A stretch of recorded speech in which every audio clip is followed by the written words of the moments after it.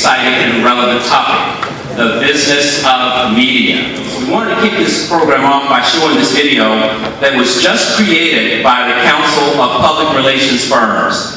The video was designed to give student audiences an idea of what it's like to work in PR in 2013. For the purposes of today's discussion, it also shows a strong connection between PR, business, and media.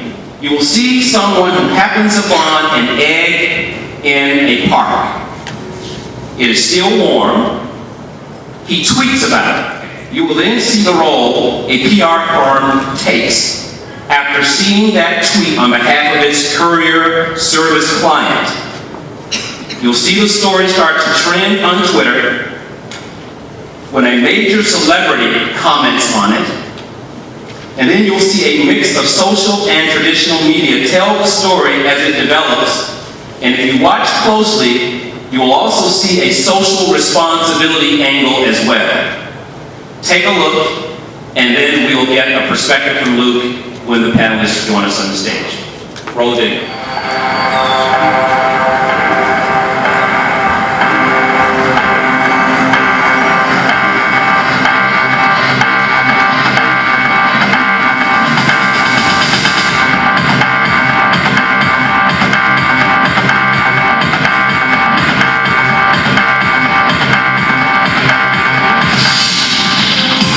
Good morning, I am Public Relations.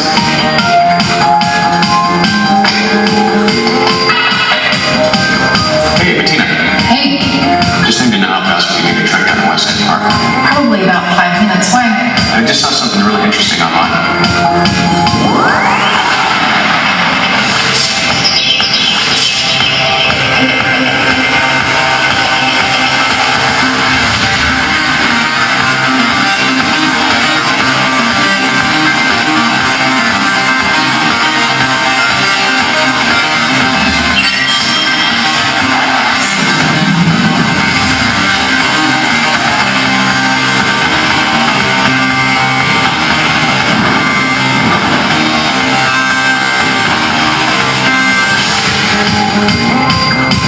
Okay, I'm trending.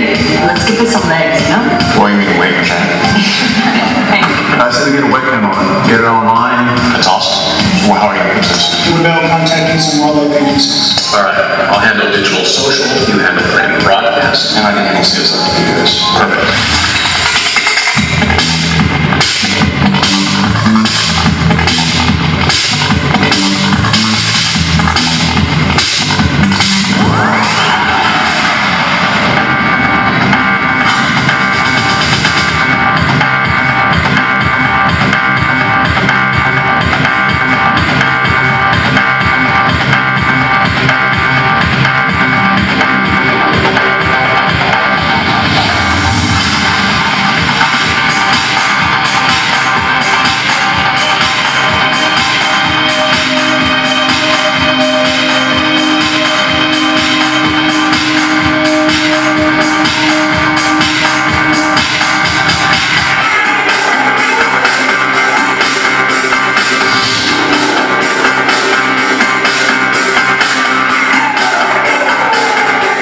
Let me introduce our panelists and speakers for today. We have Steve Hamill. Steve is Vice President, WRAL TV of Capital Broadcasting. Hamill comes to WRAL from Phoenix, where he served as Vice President and General Manager of KHO TV, the CBS affiliate in the nation's 12th largest television market. Joan Lebo. Joan is VP of Communications for Wireless Generations, which is part of Amplify. Before taking on her current role, Joan spent 10 years in healthcare communications, first directing public relations for Mount Sinai Medical Center in New York, and then overseeing corporate communications, public relations, and marketing for Atlantic Health. Our next panelist is Pamela Meek. Pamela is a Senior Director of External Communications at SAS. She has more than 25 years of experience in corporate and marketing communications in the software and retail industries. She is responsible for SAS's worldwide PR and external communications program, including executive council and promoting the company's world-renowned corporate culture. We also have Sugata Mukherjee. Sudata is the editor of the Triangle Business Journal, one of the top financial newspapers in the country, according to the country's largest business journalism organization, the Society of American Business Editors and Writers. Mukherjee has been at the helm of TBJ for the past 11 years. Before that, he was the Washington Bureau Chief for American City Business Journals, TBJ's parent company, which owns 40 business journals across the country. And then finally, we have Luke Lambert. Luke is president and CEO of Gibbs & Sale. Luke sets the vision for the agency. He's responsible for the business communication firm's global operations and performance, including the agency's client service, business development, and strategic growth initiatives. Luke is a prominent leader of the Council of PR Firms and just finished a 3-year term as co-chair of his agency management committee. We invite our panelists to please come to the stage. Would you please give them a hand?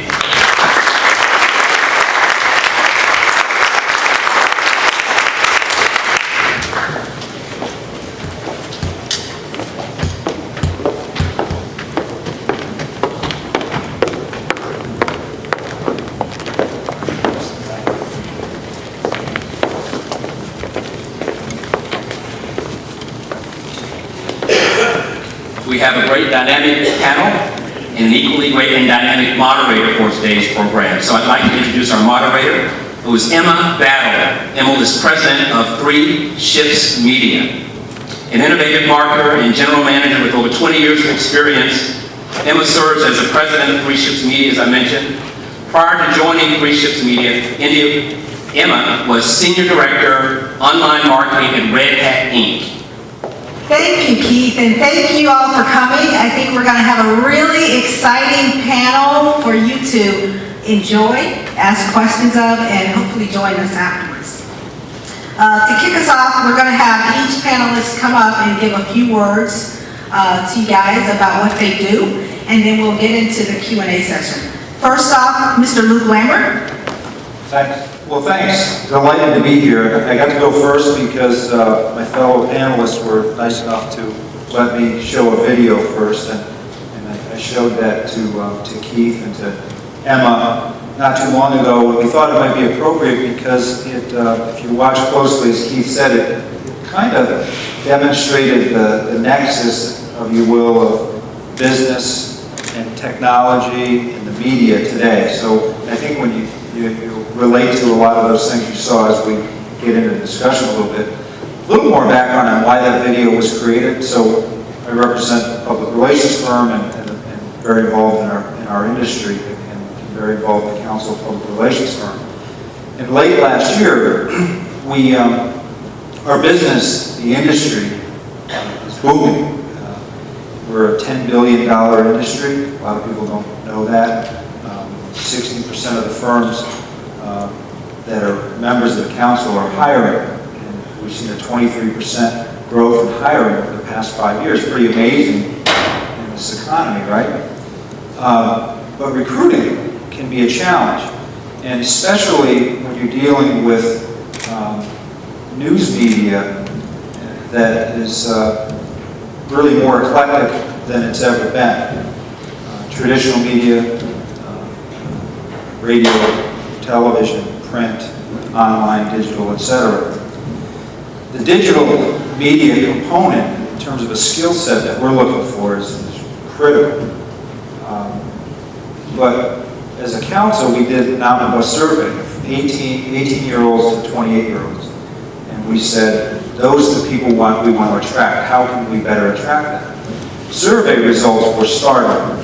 It basically said that 18 to 28-year-olds, a lot of them have really great digital social media experience. Did any of them think of public relations as a profession? Almost none. And this was a national omnibus survey. PR as a profession was listed at the bottom of the list. And so were a lot of other traditional media disciplines. So for an industry like ours, that's a real problem.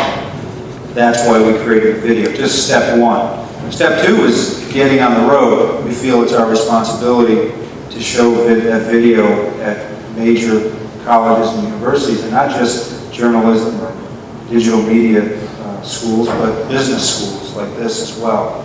So that's part of really the main reason it was created, to help create a story for you about what the life of a public relations executive could be like, and that just happened to be one public relations executive and one client and one story. But we thought it did the best job it could in 2 or 3 minutes. And believe me, if you're in public relations, it's not easy to explain what you do, because every day it is very, very different. We represent many different clients, many different services, and many different industries.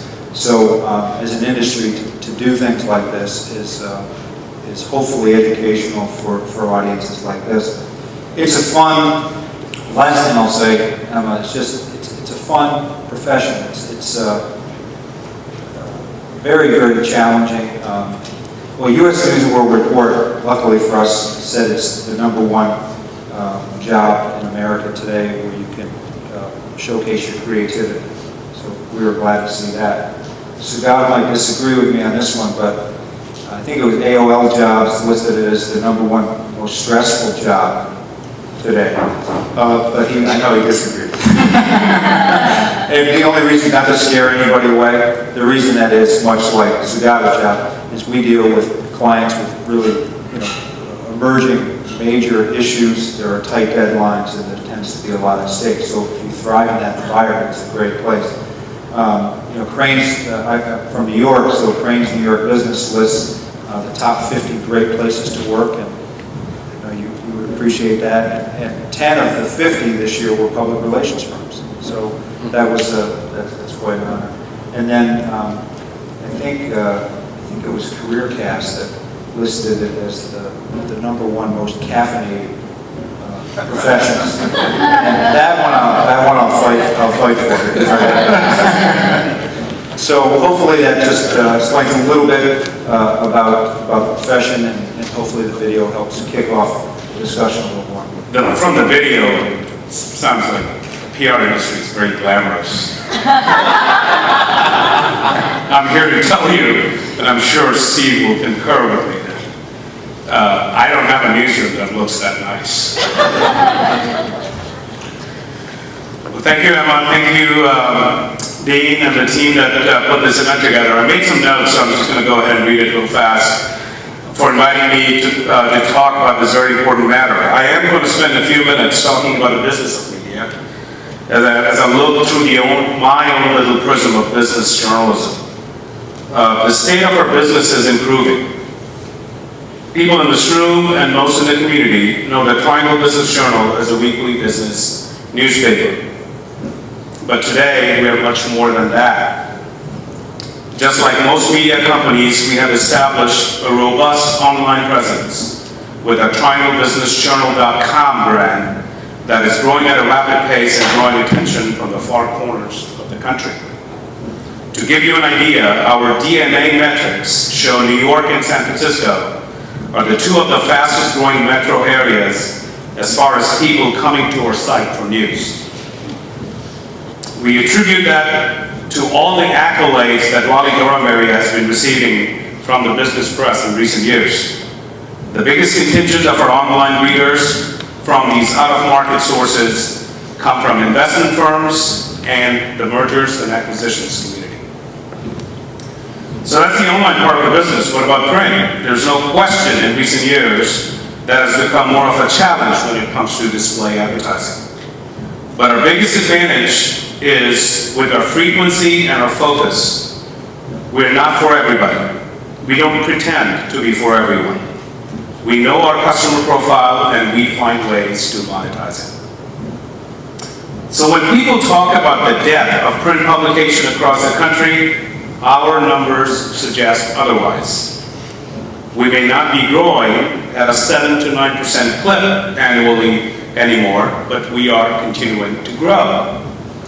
The biggest change we have noticed in our business is managing our 3 pots of information and revenue. We have the print pot, we have online, and we have our events. For example, our events team has forged a relationship with the Durham Chamber that allows Chamber members to receive discounted tickets to our events. I'm pretty sure we will replicate this model to other parts of the Triangle.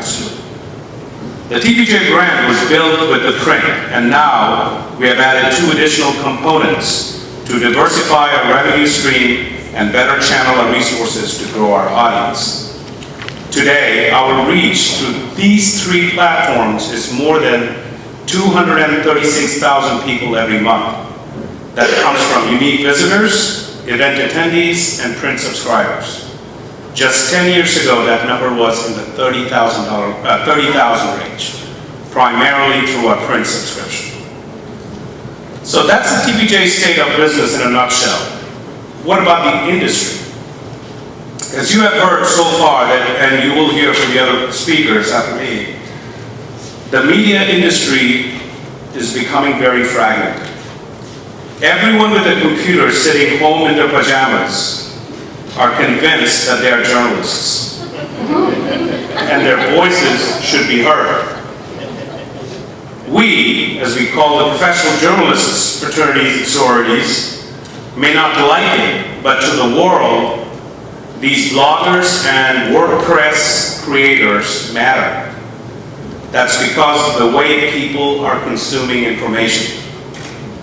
In many ways, it's a good thing. It's keeping us, professional journalists, on our toes. We often get leads from some of these posts.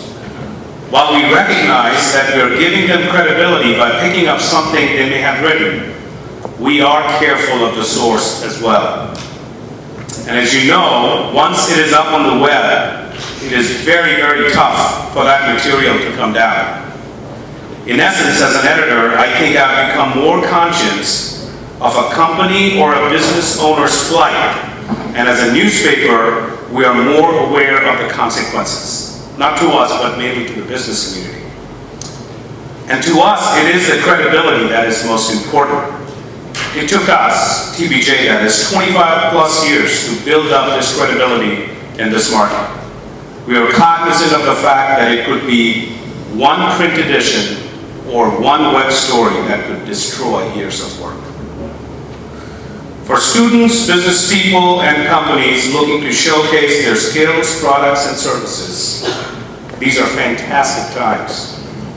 Just look at the number of outlets you can deliver your message.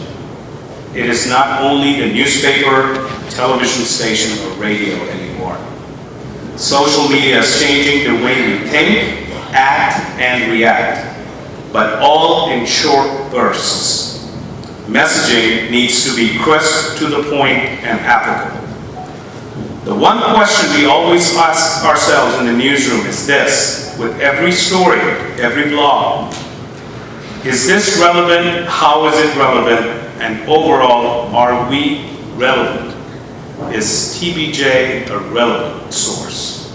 I believe so should everyone looking to prosper in business, whether it is our community, in this nation, or this brilliant world of ours. You should always ask, are you relevant, no matter what you are doing? Thank you for your time, and I hope we will be able to converse further with questions. Thank you. I think it's the dirty little not so secretive PR that bad news is really fun. And it is. And I came to a company, Wireless Innovation, all right, it's a quiet software company in Brooklyn. It was owned by News Corporation, and right after I got there, we ended up being connected, wrongly, with the hacking scandal that was taking place, 5 years before and across the ocean. And there was a ton of news and a ton to do, and all these people come by my desk and go, "Oh, Joan, I don't envy you." And I'm like, "Why?" And adrenaline is rushing through my veins. I'm having like the best time at work. I'm barely looking at the clock. I was loving it because it was all this bad news. But I was trying to be like, "Yeah, I know, it's a challenge." So that is one of the things that you have to think about in PR. You just never know. And related to that, you don't know where that relevancy will all of a sudden come from. Again, I work for an education software company that has 100 employees here in American Tobacco in Durham, and we're otherwise largely in Brooklyn. And I thought, this is great. I'm going to learn about education software. It's a whole new field. I'll be pitching a little more than responding when I was at a hospital. A little tougher. I'm going to have to pitch products. And then, boom, across the world, bad news happened related to the Newsport hacking scandal, but the teachers' unions in New York, to some extent, I guess I don't know if I should say that's exactly who it was, but wanted to sort of use the idea of data privacy and hacking to stop my company from having a contract with the state of New York where we would be using student data. It's funny how that connection just got made. We didn't expect it, and we got sort of murdered in the blogosphere, and we were suddenly relevant, but not to our best interest. And that's what makes PR fun, that's what I'm saying. One of the things that I wanted to also add related to that is, I don't want to talk specifically about my career, but people do ask me all the time, how did you go from working at a hospital to suddenly working for an education software company, and before that you worked in government, and before that you wrote about fashion? And the thing is that if you can really position yourself as knowing about the media business or a communicator, you can jump around and have a beat just like a reporter does, and I really recommend that to people. When I was getting my current job, I just wrote them a letter and said, you know, when I got to Mount Sinai, I didn't know what a radical laparoscopic prostatectomy was, and now I can spell it, talk about it, you know, and hope I don't have to worry about that. But it's something that I think all young people who are interested in going into PR should think about, and try to make yourself a generalist who can handle a different beat or a different topic, and understand that your strength is around communication and understanding the media business that we're in. If you go to any, in terms of who's watching our 6 o'clock news, just 30 minutes out of 24 hours. How many people watch our 6 o'clock news on any given day? If you go to a football stadium, some of the largest football stadiums, and you multiply that by 2 or 3 times the people in a standing room only football game, that's who's watching our news. In the latest numbers, 170,000 people every day watch our news for 30 minutes. And then there are other newscasts, and then there's primetime programming, there's a lot of things. And you hear a lot of buzz about CNN or Fox beating out CNN. And their highest rated program, Fox's, is O'Reilly. And keep the 170,000 figure in mind for us. Any guess? Any guess at how many people? Just throw out a number. 75,000. Thank you. 16,000 people. Why? And I'm talking about, these are Raleigh numbers. It's not nationwide. I'm talking, and sure, I'm sorry, didn't say that. But since I was comparing our 6 o'clock newscast to Fox, CNN's top-rated program right now, Piers Morgan. A little over 5,600 people watch that. So the relevancy of broadcast TV is there. And I haven't even talked about big events like the Super Bowl, the Oscars, where millions of people come to broadcast television to watch those events. Now, we have to work harder every single day to get those viewers, because there are so many entities compete for eyeballs. We all just have 2 eyeballs, and we can only be watching one thing generally at one time. However, this has come into play, which is why we have WRL.com. I told you about the 6 o'clock news, 170,000. On any single day, we have between 3 to 4 million page views on our website. We have a marquee out front, and the end of a couple of years ago, we reached a milestone, and I put up there on that marquee, old-fashioned marquee, over 1 billion page views served. People come for content. That's what makes us real and relevant. And we have to be leaders in order to be real and relevant and to make our business work. We were the first, before us, who was the first man on the moon? Who is the second? Okay. A lot fewer people know who the second is than the first. So in order to be a leader, you need to be first. We were the first television station in the country to go high definition. We were the first television station to have mobile on a city bus, mobile television. And you can't just be first just for the sake of being first. There's got to be relevancy in the real world. And we were first with high definition television before people even had HD TVs. But the reason for that was our owner was and is a visionary. And he understands what makes people tick and what is relevant to people. So high quality TV in the business sense allows us to, when someone gets their first HD TV, they're going to tune in to us. But at the end of the day, it's all about content, and in our business, content is king. That's why the largest department of our television station, and of any television station, is journalism. And if you're a student and you're wondering how to get into the business, you need to write well, you need to be very flexible, you need to not care about working on holidays, you need to not care about working weekends, because you're going to work weekends, you're going to work holidays, you're going to work the worst shifts known to mankind initially. But the most important thing is for you to take a leadership role with whatever you do. The content is king. That's what I tell my staff every day. In fact, I've got someone out here who has heard it many times and does it every day. We have a symbiotic relationship with the media and PR. That is, you need content. We serve up content. The content that we want you to serve up is a good day for us when they actually do it.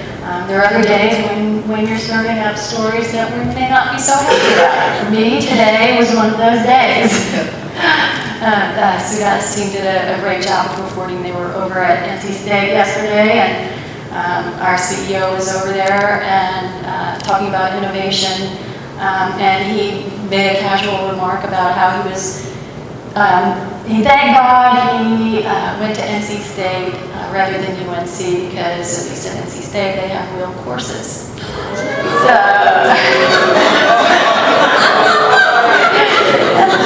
is it news? I'll leave that to you to decide.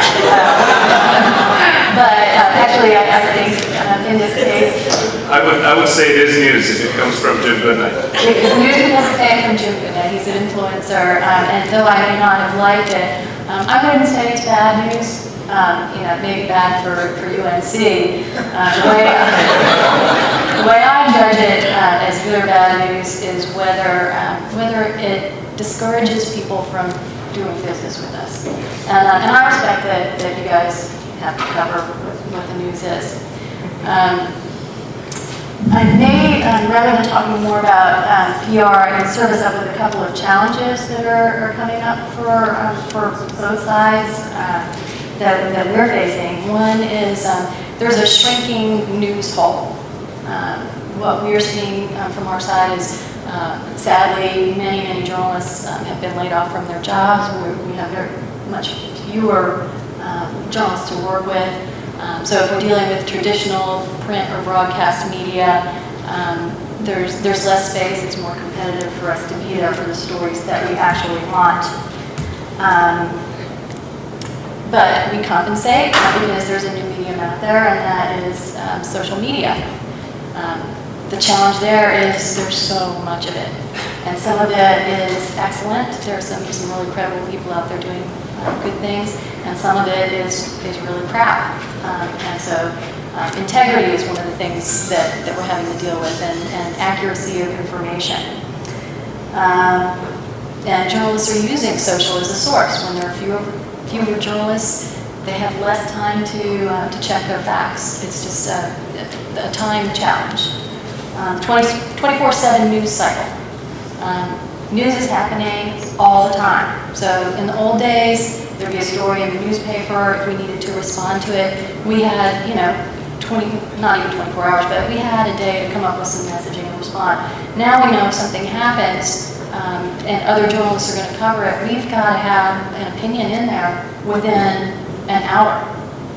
And then if we're lucky and we have something to add to it later, the journalists, good, credible journalists will add to it later. Monitoring the news, because there's so much out there. We're using electronic tools that we've never had to use before to see what these guys are saying, and then to see what all of you are saying on social media. And then rating for search.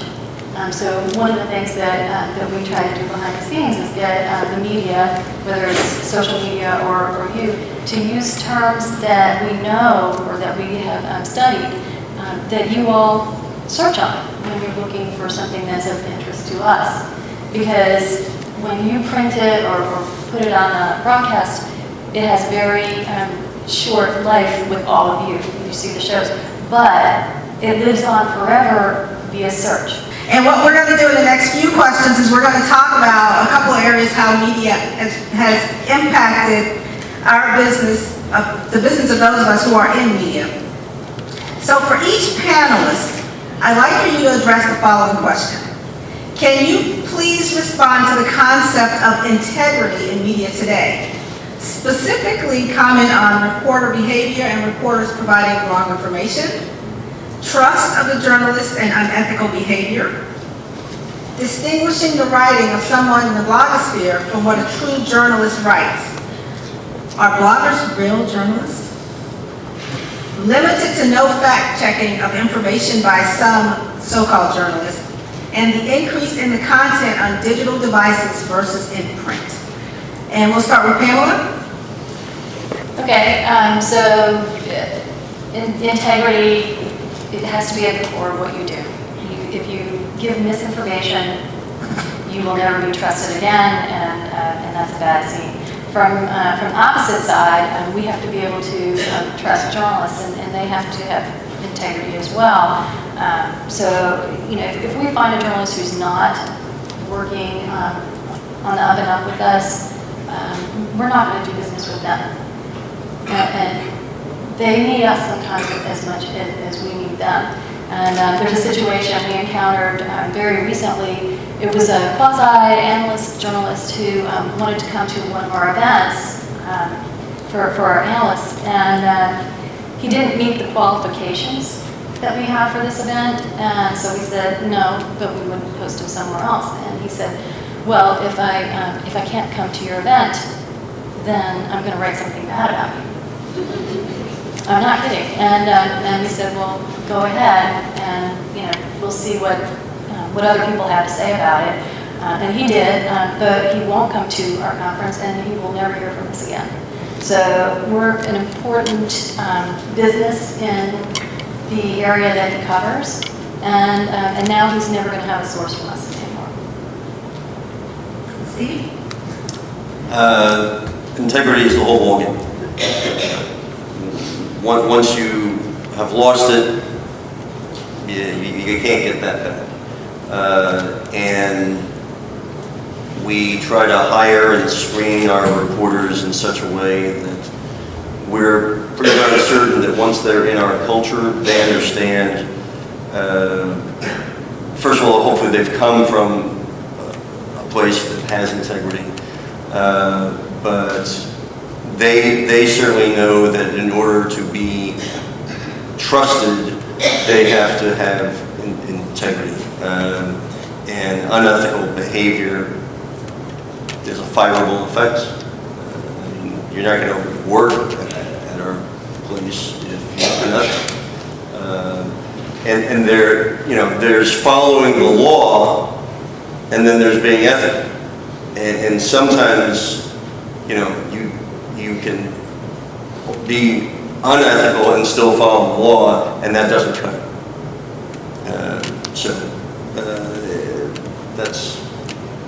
That's the world in our place.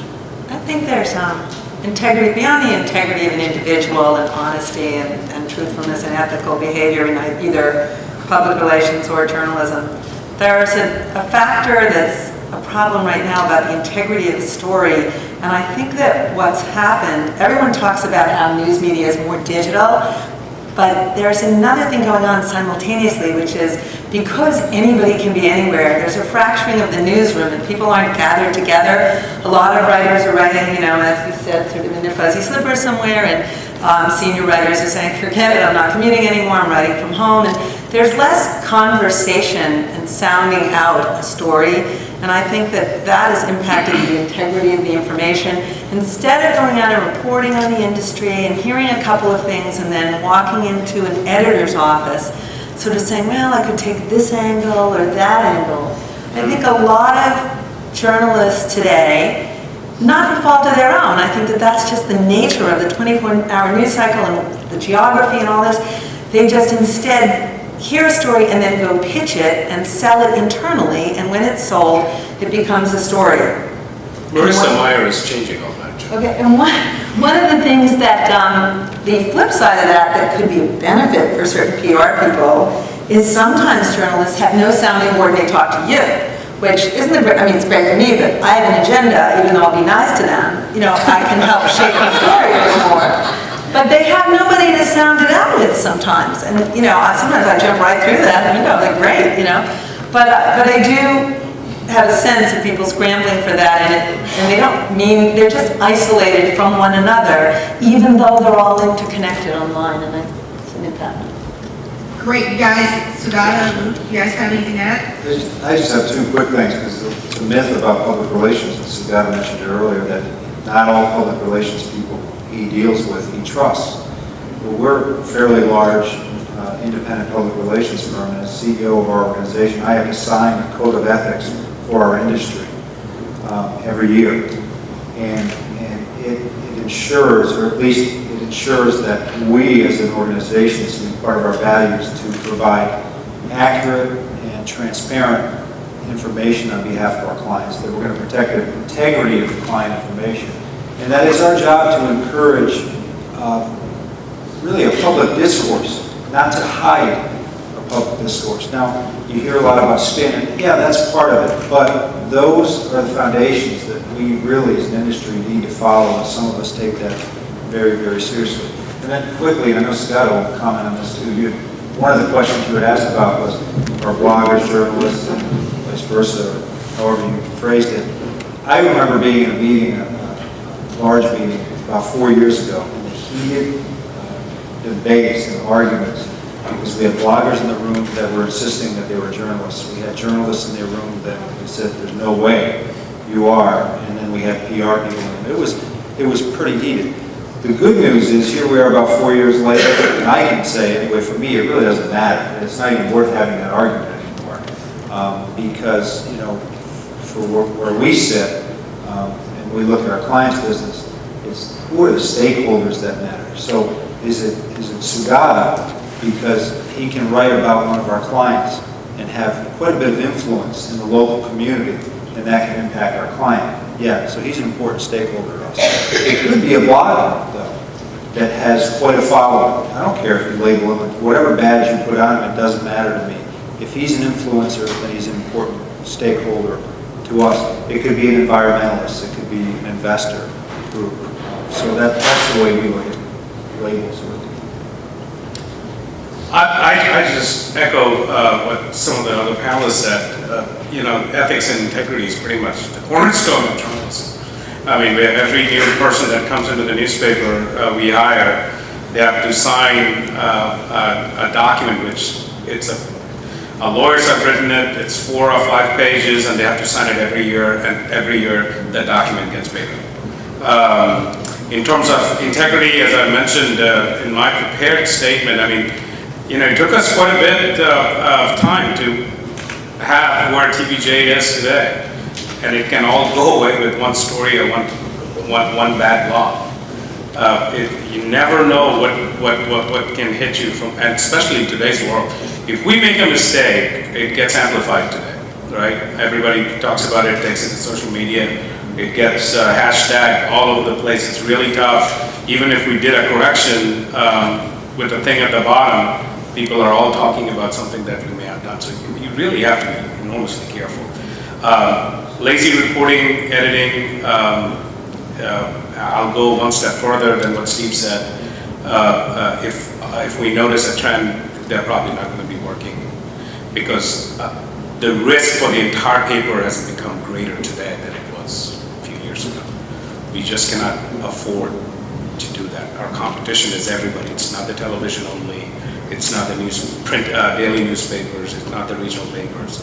It's bloggers, anybody who's communicating. And clearly, as you guys raise your hands, you're reading it. So, we have to make sure that when you're coming to our site, when you're reading our stories, we have to make sure that you go, you know what, this is a source I trust.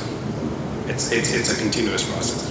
In my business, where we're trying to help brands drive influence online and reach those influencers to help promote their brand, one of the integrity issues that came up was, do you pay a blogger to promote your brand? Should the blogger disclose that they're paid to promote your brand?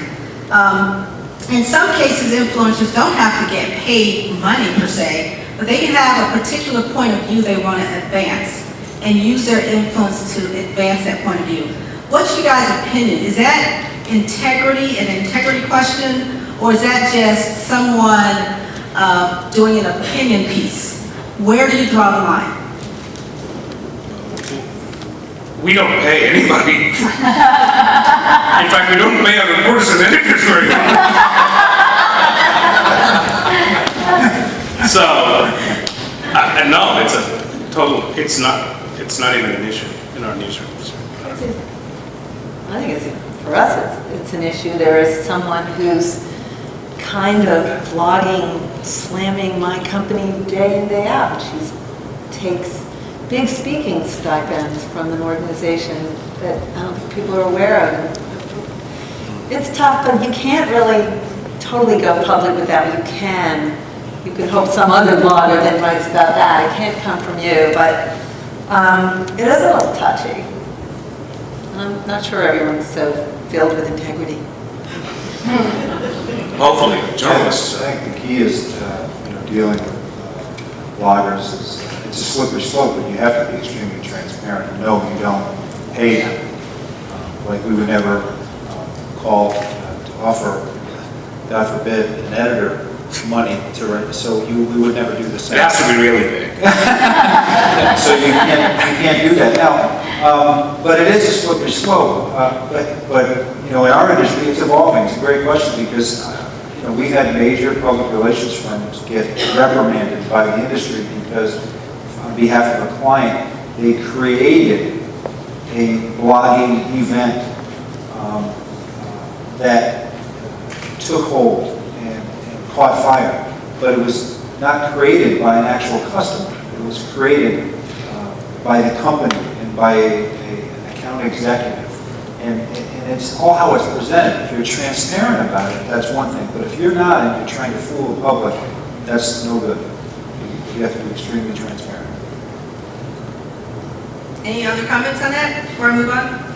I just, one more thing, sometimes it's not always straight out money. When I worked at a hospital, there's a whole lot of mommy bloggers covering pediatrics, but they're getting a lot of merchandise from companies. So sometimes you have to look at it, it's not dollars. Exactly. And in this case, there were products to test and to talk about it, Yeah. You can keep it. But that's okay, as long as you're being transparent about it to them and you're asking them to test. And most of them are transparent, saying, I received this and I tested it. And I think that's okay. A couple of key terms that you hear about a lot in digital media. Transparency, you just heard that term, remember that term? That's a big one. People talk about being transparent online. Being authentic is another term. You heard about relevancy, you heard about reality, and you heard about content. Those are really key terms in the world of digital media. So the next question I'd like to ask the panelists is for you each to address a specific issue or problem that you've had as a result of the moving, fast, 24-hour news cycle. Any real-life examples you can share with us about a situation that occurred and how you handled it? A a good example is when a competitor announces an acquisition. If it's a big one, if it impacts our business. And we had one situation where the announcement came on Sunday morning, I think, and we had someone in the UK who spotted it first, passed it to us in the US to do some messaging on, and we literally had to have our messaging ready to be able to get our spokesperson in the story and our PR people pitching the media at the same time we were crafting our message, because it really cannot wait until the next day. The story's already gone, and you miss your opportunity to be in there and give your opinion on how that's going to impact your business. How many people either wear, I'm sure you're all familiar with the footwear Crocs? Crocs. Right, the sandals that may have like rubber, almost a resin. Well, we don't represent Crocs, but we represent an industry association for the elevator and escalator industry. They're a client of ours. And a few years ago, news started breaking globally about Crocs, children in particular, but not exclusively, riding on escalators, and their feet, if they were riding on the side of the escalator, being literally dragged into the side of the escalator. So it was pretty gruesome.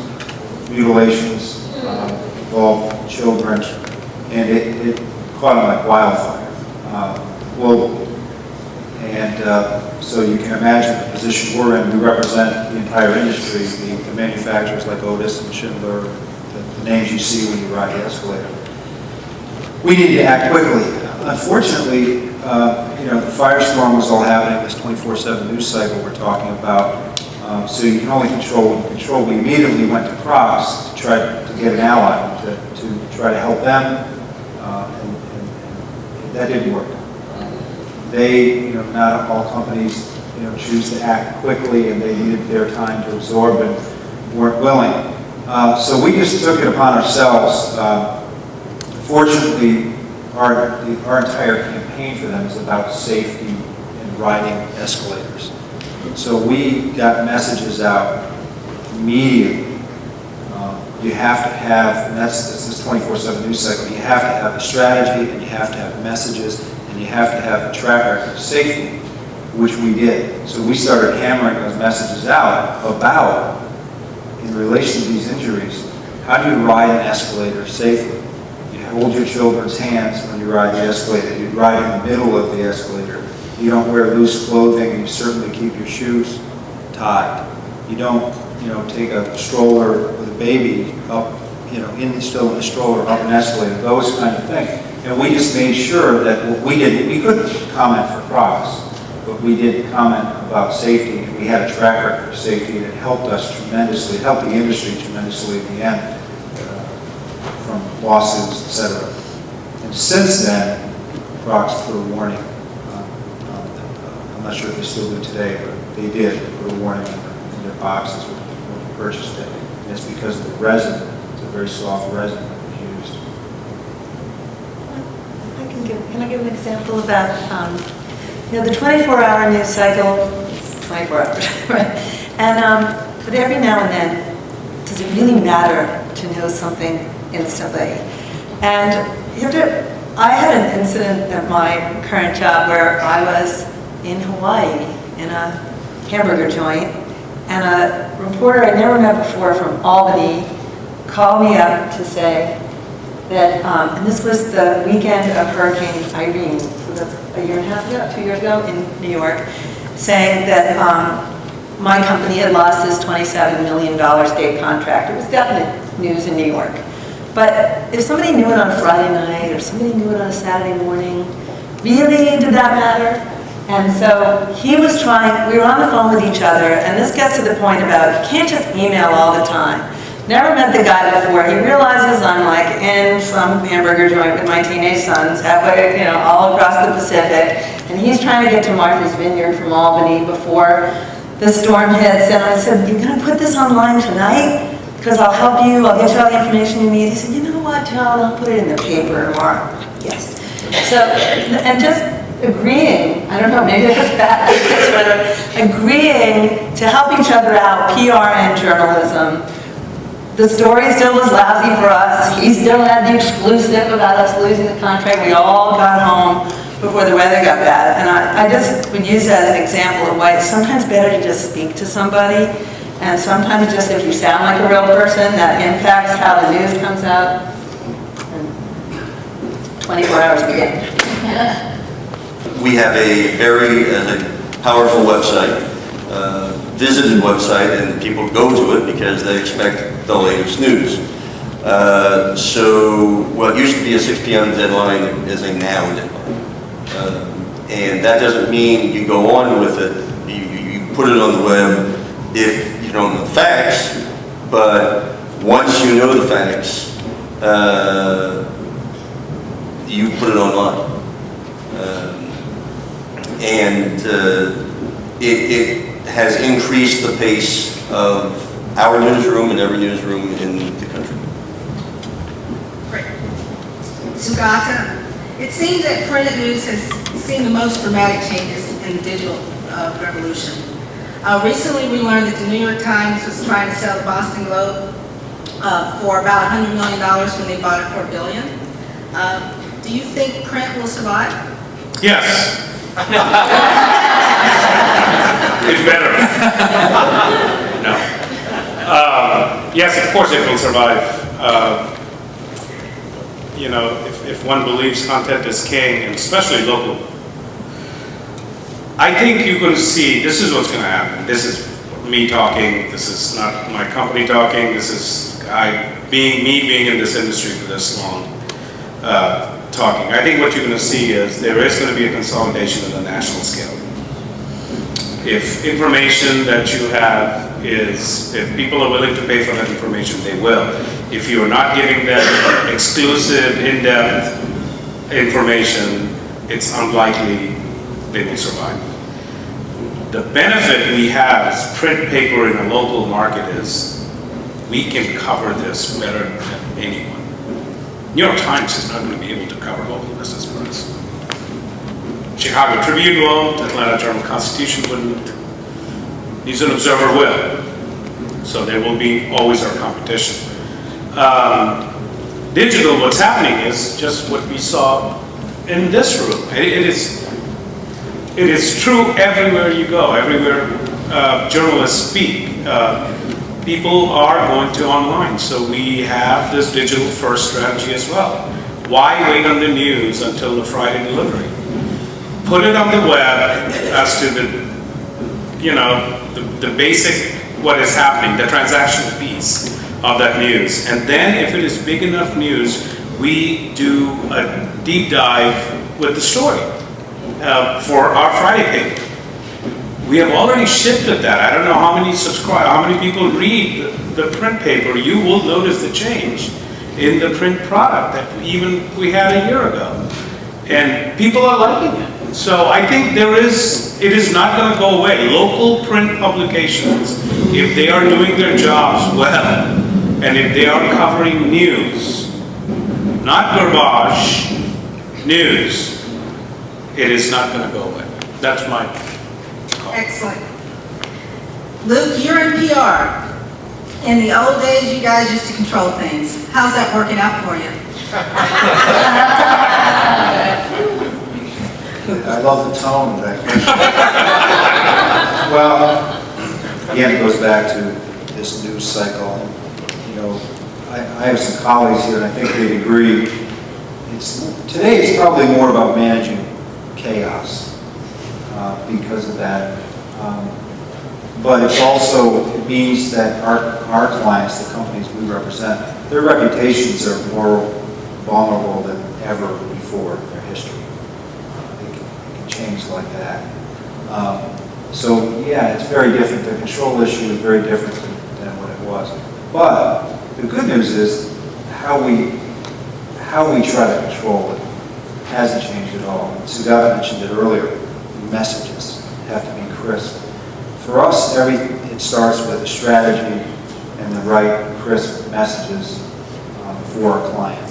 And if we do those things, then we can be ready for that fast news cycle, that unexpected event. Doesn't mean it's not going to be a huge headache, but we can be ready for it. And you have to also look at not just strategy, messaging, but what are the outcomes? What kind of action are you trying to inspire with those messages? And that's what it starts with. So those are some of the basics, and that doesn't change for us, which is nice. What about you, Pam? Corporate communications used to be very clearly defined. Had a lot of power. Do you feel this is still the case? And are you finding that you're overlapping with marketing and customer service? And how is digital changing things in your world? I would say power is maybe a strong word, but influence and certainly respect. I mean, as long as businesses have issues to deal with, and I work for one of the best companies in the world. It's a clean business, but still things happen that, you have people, things happen. You may have picketers who may think that they are gone for reasons that are not necessarily true. You may have crime that's occurring in your business that has no relationship to you, but the media still, if someone who works there, they want to know what's the relationship, and they're going to say it's your brand. You have people in the organization who want to make sure that someone is carefully handling those situations. So that's one thing that keeps us respected and close to the executives, but also on the marketing side. Today I walked away from a conference that we're hosting I started it as a small PR summit, global PR summit, to bring together PR people from SaaS from around the world, and there were maybe a dozen of us. We had over 150 people in the room because it was all communications and marketing people. And everything that we do is merging. So a lot of the tactics that marketing has employed in the past, using content, we're serving it up to them. We're using the same kind of measurement metrics. I can tell you that we just did a new product launch, and we incorporated social media into it and used marketing tactics of putting specific tracking codes, not only on social media, but on the message we put on LinkedIn, the tweets we put out, the messages on Facebook. And I can tell you not only how many people looked at it, but how many then went and actually registered and did the demo that we have put out there. So everything's coming closer, and I think that the value is still really well respected. Great. Final question for Joan. In your opinion, has digital had a positive or negative impact on media? Positive, but I wish I could look up everything just on my desktop when I was a reporter. No, I think overall it's positive because there's so much information and news. I mean, I like news and it's interesting. I think it has a lot of downsides that we've just been talking about today, about lack of reflection for certain things. That's equally balanced by the fact that you could essentially correct things quickly. Great. Thank you very much. Those are my questions. Now it's time for your questions. Do you see faster reaction time becoming more important in the future? And if so, how will that evolve? And will technology play a role in this? The technology is available to get your message out there as soon as you have managed to talk it through. But as I said, you don't have a full day to respond. These guys turn a story around in an hour. So an event happens, and you have to be processing it and getting back to them within that time frame. Heaven help us if it gets shorter than that. I don't know how fast you guys can write. What are some of the critical skill sets that we need to make sure our students have to survive and prosper in this new media industry? Writing, editing, editing from a technical standpoint, not necessarily a newspaper editor, but computer skills. Did I say writing? Writing. I mean, that's the foundation. And oh, by the way, being aware of what's going on in the world is so being current. I would add all of those, but I would add, which is sort of, has always been my biggest question with any applicants, whether they have 10 years of experience or they are just coming out 3 years out of school, is if they are curious. Curiosity is very tough to teach. If you are curious, especially in the media business, you will find a way to get in. Be curious. If you're not curious, to me it seems like you really lack that basic quality of being a journalist. I'd echo everything you guys just said, which is, you may think is a little surprising, but writing, curiosity, just having a business acumen is also very, very important today. One more thing related to curiosity in writing is being able to tell a story.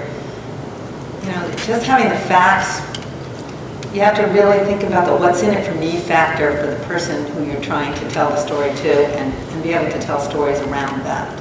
Whether you read it or watch it, you have to understand what matters to the journalists to be able to craft a story that they're going to care about. And we were talking to some students earlier. My son is 19, same situation. We're trying to put the newspaper from, I don't care, he reads the newspaper. He can read news online and social as long as they understand what's going on. So I have my digital media company. The other skills we look for are analytics, because we analyze all this data. What digital revolution has done is it's brought a lot of unstructured and structured data and information. You heard Pamela talk about, and I know how many people click through it. I know how many people registered it. I know how many. The reason they know that is somebody's reporting and analyzing information. So analytics is very important. Creative skills, video, infographics. We're hiring artists, people like that. So creativity, writing, and analytics. Everybody of you guys have. Did you guys have a major in English or communications when you guys? You can write without being in a communications degree, but I do look for a portfolio. So. Also journalism and political science, and I should not say this at a university. And I went to a great communication school.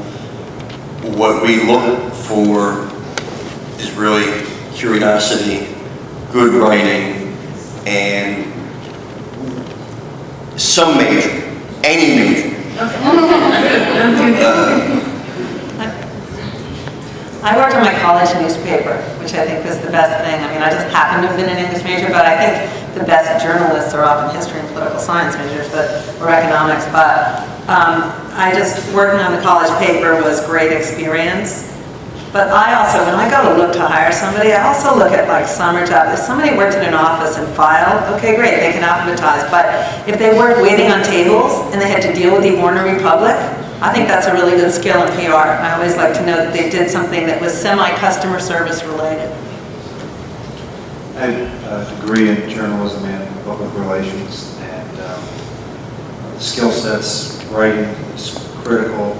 Doesn't have to be journalism. In fact, today we're looking at, it's part of the reason why we're here, business majors is fine. We're trying to open up and have people, as long as they can communicate, that diverse background's great. And I'd be happy to know we just hired somebody with a straight analytics background, not a journalist, but a straight analytics background. So it has to be diverse, wide skill sets in our industry today. I have a journalism and a business degree, but that's not what I'm looking for when I'm hiring. I've got a reporter, one of my better reporters, who has a history degree. I have a reporter who has a master's in psychology. It's all over the place, really. I mean, I'm not even sure how many people went, probably 3 or 4 of them really have the journalism degrees. It's because they were working in some other places. You really don't, degrees don't matter anymore. I guess that's what I'm trying to, you just have to have what we said, that if you have the ability to tell a story, to be, you need the narrative. And that is probably most critical. Find your way to get published anywhere. As Pam said, if she's looking for a portfolio, you cannot just give her nothing. And I think you got to work a little harder than that to get your first job. Thank you. Great question. When you're forced to deal with snapshots, sound bites, and 140 characters, how does leaving out part of the story affect your integrity? Joan worked at the Wall Street Journal. She knows this.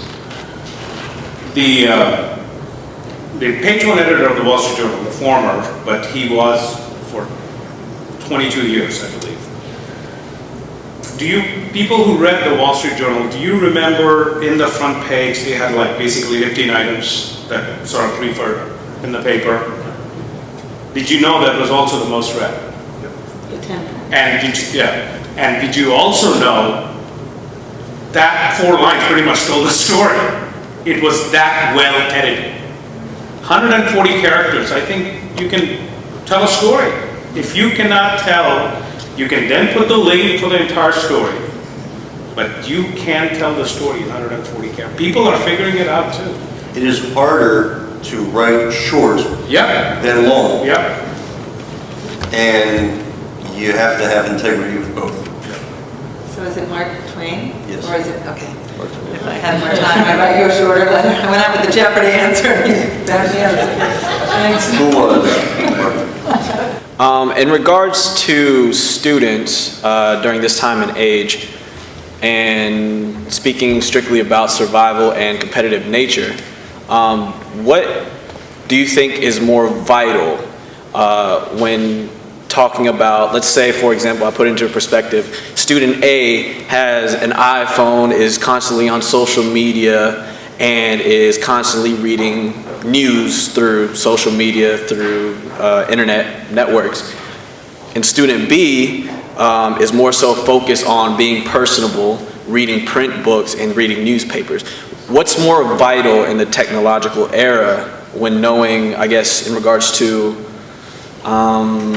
I guess being more tech savvy as we move on forward? Well, we want both.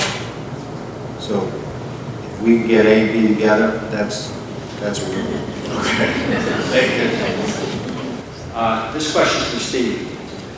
I heard the term, or the figure, 170,000 viewers. I assume that's the whole area that's looking in, but it would appear to me that that fluctuates. In certain times it's less, certain times it's more. Do you find that you have patterns that you can track, like for example, if there's an impending snowstorm, you'll have more viewers, and if so, do you use that as an opportunity for marketing? You talk about trust and integrity. This is not a commercial, I'm sorry, but when you hear the name Greg Fischel, who's been with us for over 30 years, that's the building of integrity, that's the building of trust, and therefore, when there's a snowstorm, or any storm coming, tornado, what have you, our numbers go through the roof, and we're monitored on a minute-by-minute basis. So we can track that.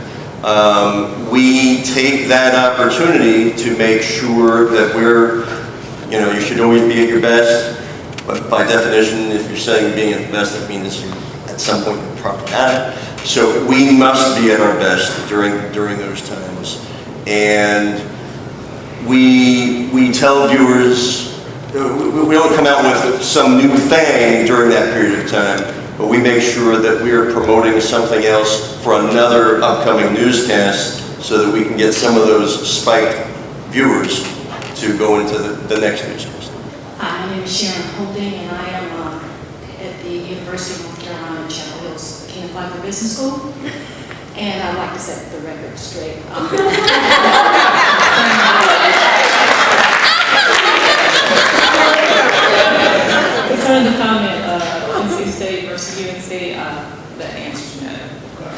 Never.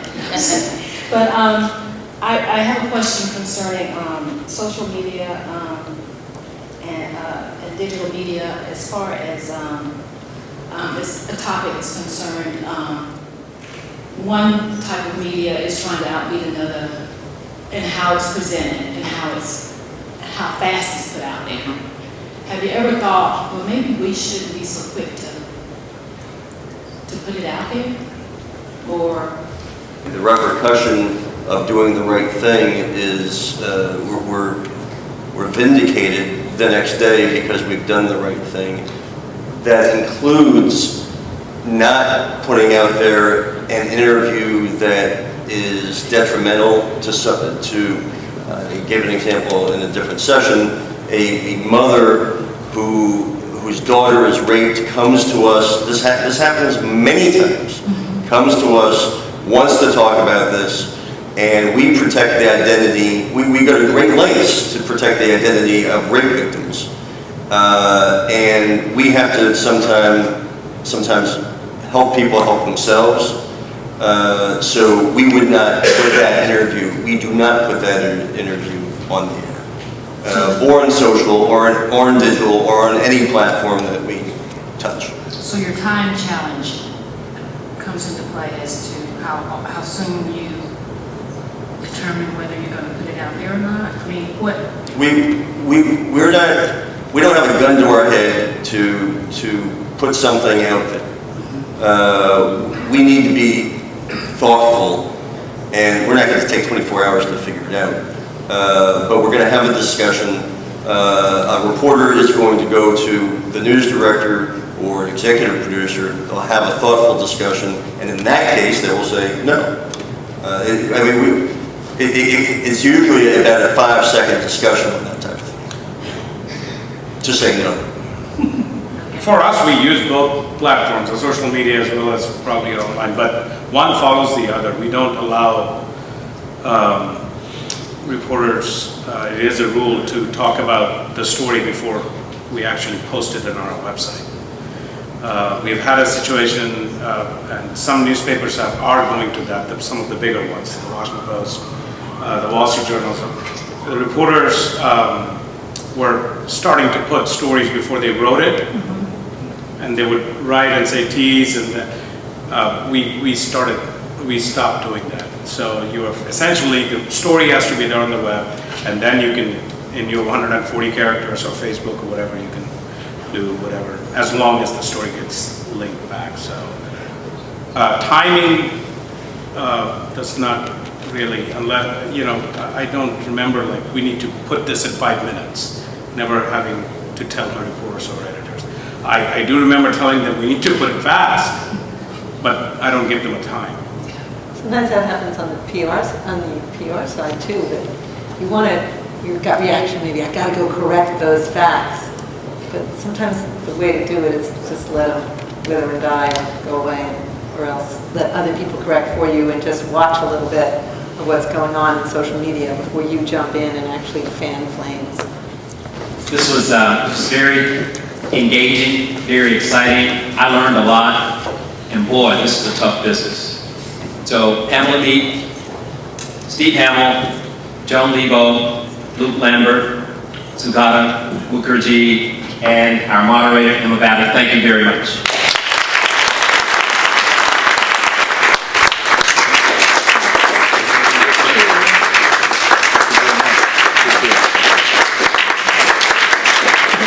I mean, there was no internet when I started my career almost, right? I mean, there was the World Wide Web, but, it was just in its infancy. The flow of information has changed dramatically over the years. And as you saw from tonight, that most people raise their hands saying that they get their news online. That doesn't mean that nobody raised their hands when they said print or television. It just pretty much everybody raised their hands when they said online. That has changed. It wasn't there when I started. I mean, it was all print, newspaper. So, it is sort of interesting. We are sort of adjusting as a media organization, and I think it's a good thing. It opens up for a lot of thought-provoking ideas that can be put, whether it's print or on the web, that was not historically available to us. When I was a student, I really didn't understand communications or PR or even journalism as much as a field. I was working on the college paper and I wanted a job as a writer per se. I didn't really understand this whole idea of communications. It's much more career-oriented that a lot of students now pursue because they're in a world where communications is like everything. So the ones who were more starry-eyed a little more when I got out of school, I want to be a journalist. That's what they all wanted to be. And then later sort of got into PR and corporate communications. Now people are coming in right away and looking at all the different facets within the field. I thought there were some really intriguing conversations about what's happening in terms of social media and everything going digital, the challenges for media, the challenges on the business side, the closing time frame for getting news out there. I was even surprised and amazed at how we could take such an eclectic group of 5 panelists, and some members of the media, some members of the corporation, and myself, and bring something together and find the common threads. And there were a lot more common threads than I think any of us ever thought. It's good to see some of the differences in some of the business communications folks from Triangle Business Journal, from big companies like SAS, and being able to hear different sides of the story, literally about how the story gets crafted as well. You know, what I thought was really interesting in the conversation was that whether you're on the end of being someone who's eliciting content or producing content, in this day and time there's a lot more thought being given to how do we position our message and then how do we rebound from our message in a timely manner. Everybody kept talking about the compression of time, and I think that's hugely significant in the PR world these days. My name is Bruce Oberhart. I'm a serial entrepreneur. I wrote a recent book called Dragonfly Thinking, Problem Solving for a Successful Future. It just revealed so much about what goes on and also the continuing issues that are likely to emerge that's going to change media and the challenges that people in media have to confront. It's absolutely fascinating, and I came away with an awful lot as well as a lot more questions to ask. I think Dean Pegues and the staff have really created a great program. They've done a wonderful job in really thinking through what students need, not only for where they are today, but where they're going in their careers and what it looks like.